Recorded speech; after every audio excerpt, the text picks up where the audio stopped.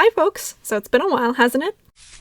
Where do I begin? I got married on my 10th anniversary to the love of my life. Here's one of my favorite wedding photos showing off my incredible dress.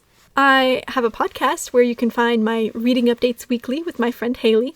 Link is below. But there's something special about BookTube. I miss it. So to gear up for a big video project I want to make in October, I thought it'd be nice to ease my way back into video making by just creating a little reading review. Before we jump into my best books of 2024 so far, I wanted to share what I set for my reading goals this year. 1. Read majority from my shelf, focusing on the books I've bought in the last 2 years, so 2022, 2023, that I haven't read yet. 2. Read 12 books for the 12 Buzzwordathon prompts. Here's my progress so far. I've blurred a couple teases, and the question marks are undetermined books. Kayla from Books and Lala came up with 12 prompts, 1 per month, and I take the challenge as to read 1 for each prompt in its designated month. I'll leave her blog post linked below. 3. Only buy 12 books, 1 per month. Though gifts and gift cards are an exception to this. Without further ado, here are 5 of my favorite books of 2024 so far. To know which one I forced myself to pick as my true favorite from the first half of the year, go listen to my podcast episode where Haley and I answer the mid-year freakout tag. First up is Shenelende by Darcy Little Badger. Elatsoe is one of my favorite books, so when I heard that Darcy Little Badger had a prequel coming out, I pre-ordered that so fast. This was one of my 12 book purchases of the year. Ravina Kai is a phenomenal artist that worked on Elatsoe's cover and interior illustrations. I am thrilled to have these. And when I finally got my hands on Shenelende at the end of April, I didn't want to put it off too long, so I treated myself to start a new book on my birthday in May, amongst the many other books I'm always reading at the same time. Shenelende is a phenomenal character who's easy to love because she loves her family so much. She and her mother run a search and rescue team with their hounds, both living and ghost. When a sister and brother go missing under strange circumstances, and Shene's mother goes missing in the search part, Shene is on her own taking care of her younger brother, and her only remaining relative is a flaky grandfather who she's only seen in passing on and off for the past few years. Shene's father and grandparents passed away due to a hurricane that hit their community many years before this book is set. But Shene is determined. Even if she's the only one looking for her mother, she will find her and those missing kids too. Like I said, this is a prequel to Elatsoe, and that's because Shenelende is Elatsoe's grandmother, and this is set in Texas in the 1970s.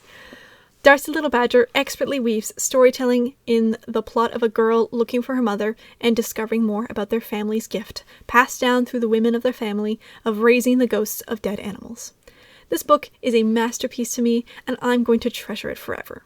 And I'm picking up anything else Darcy Little Badger writes that I can get my hands on.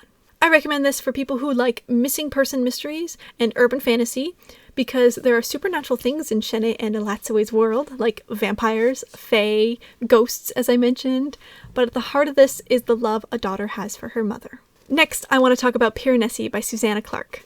This book is special to me because it was one of the 5 books I received on my bachelorette bookstore crawl, where each of my bridesmaids got me a book. The fantasy-loving one got me this, and I was so excited to read it, I brought it on my honeymoon. I read this in winter snowy Quebec at the Ice Hotel, and the vibes were immaculate. Our main character, Piranesi, lives in a mysterious, infinite house with infinite halls and rooms and statues. He's been cataloging the details of this house in his journal for some time now. We don't know how long, but he is so content to explore the house and admire its beauty. The only other human he interacts with is a man he refers to as the Other, who's researching for some great secret knowledge that is hidden somewhere in the house. Piranesi starts to find evidence of someone else coming into the house, and this starts to unravel Piranesi's understanding of the world. Pick this book up if you do enjoy vibes first kind of fantasy that's very focused on Piranesi as a character. This entire book is told through his journal entries, so you are firmly getting his perceptions of everything. I will warn readers that this book does use what could be considered unnecessary capitalization, but I love stuff like that, so I really didn't mind it. I love how contained this was, but it still left the world open with questions of magic in the air. I loved the repetition of a certain line that makes me cry and want it tattooed on my body at the same time. I cannot wait to reread this. Also, it was announced this summer that Leica Studios will be adapting it as an animated movie. I've linked this article below if you want to read more. Another book I can't wait to reread is Moonbound by Robin Sloan. I've now read 3 books by Robin Sloan. I loved Mr. Penumbra's 24-hour bookstore when I read it 10 years ago, and hey, I'm rereading it right now actually. He also wrote a book called Sourdough, which I also really enjoyed. It was a fun, silly book. So my podcast co-host Haley informed me earlier this year that this book was coming out in June, and I read the description, thought that sounded fun, and put it on hold at my library when it became available. I finally picked it up from the library in June and read Moonbound and loved it. I laughed, I nearly cried, I was highly entertained, and I kept staying up late to read this, saying, oh, one more chapter. This is about Ariel de la Sauvage, which is a French name that would translate to Ariel of the Wild. He's a boy growing up in a town ruled by a wizard. Sounds medieval, right? Nope, it's 11,000 years in the future. The world is very different and also familiar because Ariel ends up going on a quest after meeting a sentient, record-keeping artificial intelligence that carries with it the perspective of the whole of human history. And they become both Ariel's greatest ally and the narrator of our story. I love that line from the description. Having a sentient record-keeping AI was such a fun choice as a narrator, because as they learn about the quirks of this far future world Ariel lives in, the AI is as confused as we are and becomes curious as we are, like wanting to know why can animals talk now? This book made me laugh out loud several times with witty humor that had me rereading pages here and there to re-experience these jokes. There's a particular reference that when I figured out what it was before it was named, I laughed so freaking hard, and I'm going to be begging my husband to read this so he can laugh with me at the reference. After returning the library copy, I used a gift card I found by surprise in my email inbox to buy myself my own. Look how pretty this is. And even underneath the dust jacket are silver planets and stars. I love it so much. I also found out that the narrator of the audiobook is Gabra Zachman, who's one of my favorite narrators. Pick this up if you want a unique story, a super intriguing world, and overall, a fantastic story. Speaking of the library, let's talk about The Magic Fish by Trung Le Nguyen. This was the first physical book I borrowed this year, the first in a long time. I had mostly stuck to ebooks and audiobooks in the library, but I've recently started going in person this year. This being a graphic novel, I had to have a physical copy in my hands to admire the art, and this book sure has truly beautiful art. Our main character Tien is a young Vietnamese boy living in the US who's struggling to come out to his parents. He doesn't know the word gay in Vietnamese, so how is he supposed to best communicate to them? Then his mother's mother becomes ill, and she travels back to Vietnam to be with her. Tien and his mother have always read fairy tales together because he is a huge reader, and she gets to practice reading and speaking English that way. Nguyen expertly shows how fairy tales evolve as different generations tell them with their own spins and new values. 3 fairy tales inspired by Vietnamese folk tales are so beautifully illustrated here. I wish I had the physical copy to show you the wonderful use of color to represent different perspectives and stories. Instead, I'm going to link below a video I found where the author does a short reading of the book. You'll get to see a sample of the art he made.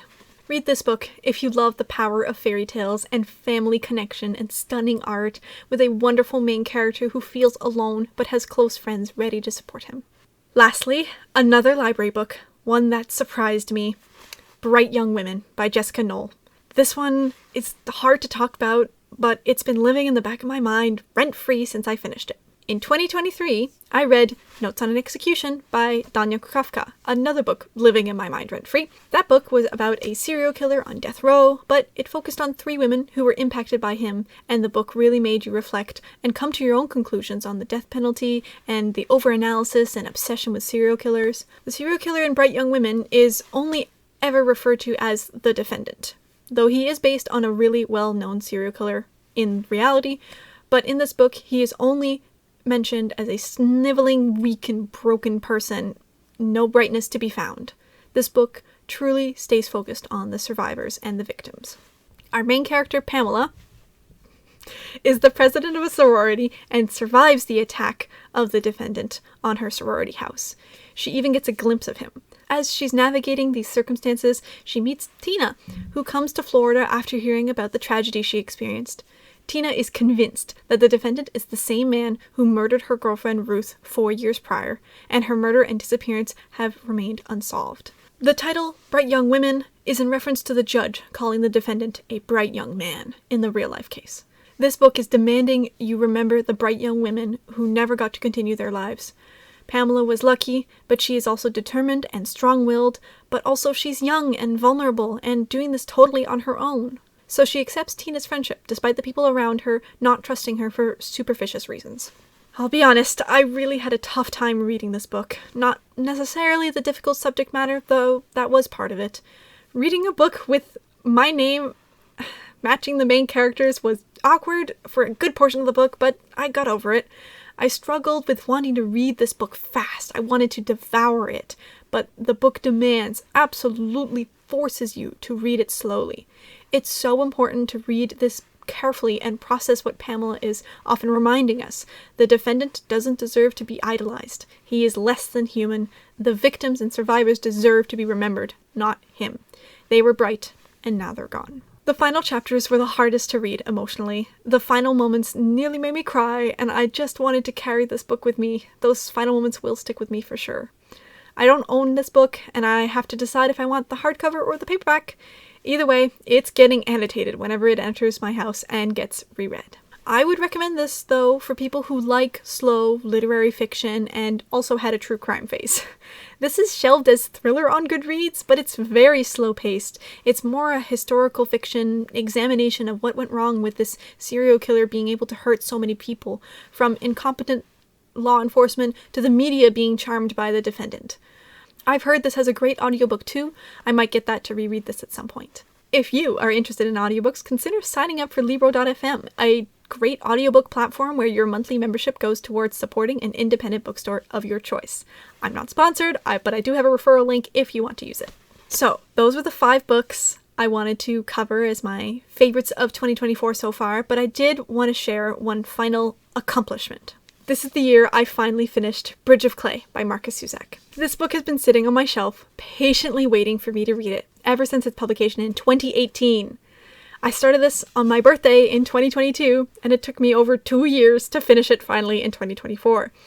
But I finally read it. It was a long process, and I feel like I enjoyed it, mostly because I like Markus Zusak's writing that's full of metaphors. It works well for me.